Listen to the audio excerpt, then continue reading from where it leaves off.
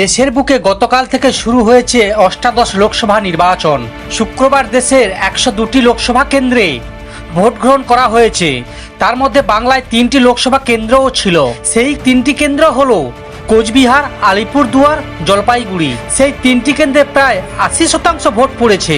এবার সেই ভোটের ফলাফল কি হতে চলেছে তা নিয়ে এদিনও অর্থাৎ শনিবার মুখ খুলেছেন তৃণমূল সুপ্রিমো তথা বাংলার মুখ্যমন্ত্রী মমতা বন্দ্যোপাধ্যায় এবং তৃণমূলের সর্বভারতীয় সাধারণ সম্পাদক অভিষেক বন্দ্যোপাধ্যায়। উত্তর দিনাজপুরের গোয়ালপুকুরের সভা থেকে পরে এ নিয়ে গজলের সভা থেকে মুখ খোলেন। দুইজনই কার্যত ওই 3 আসনে তৃণমূলের ভালো ফল করার বিষয়ে আত্মবিশ্বাসী অভিমত তুলে ধরেন। এদিন অভিষেক বলেন, কাল উত্তরবঙ্গে 3টি আসনে নির্বাচন ছিল, আলিপুরদুয়ার, কোচবিহার, জলপাইগুড়ি।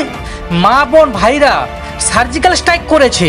26 তারিখ আপনাদের সময়, যে যে ভাষা শিখবে তাকে সেই ভাষায় শিক্ষা দিন।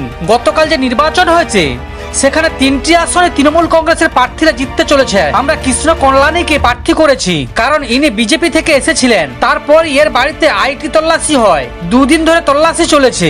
তারপরও তিনি মাথা নিচু করেননি, উনি লড়াই চালিয়ে গিয়েছেন। যিনি মাথা উঁচু করে লড়াই চালিয়েছেন তাকে নির্বাচিত করা উচিত। মমতা কি বলেছেন, আমাদের অনেক আদিবাসী নেতা আছেন, প্রকাশ চিক বরাইক আমাদের রাজ্যসভার সাংসদ, তা সত্ত্বেও এবার আলিপুরদুয়ার থেকে দাঁড়িয়েছেন, সম্ভবত জিতে যাবেন। কোনো সমীক্ষায় বিশ্বাস করবেন না, সব বিজেপি টাকা দিয়ে করিয়েছে।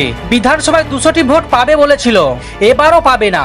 সমস্ত খবর দেখতে এই চ্যানেলের সঙ্গে থাকুন। ধন্যবাদ।